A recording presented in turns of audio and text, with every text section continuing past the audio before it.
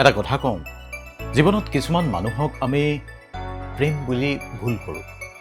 আচলতে সেয়া প্ৰেম মুঠেই নহয়।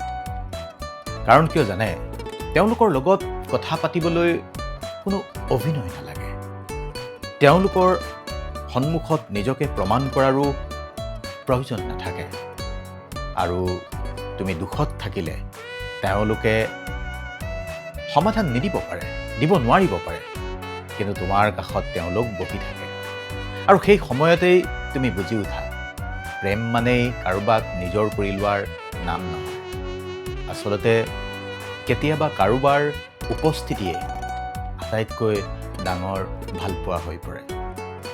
সেইকাৰণেই কৈছোঁ আজি, যি সম্পৰ্কত অধিকাৰ কম কিন্তু শান্তি বহুত বেছি, সেই সম্পৰ্কবোৰেই আটাইতকৈ পবিত্ৰ সম্পৰ্ক।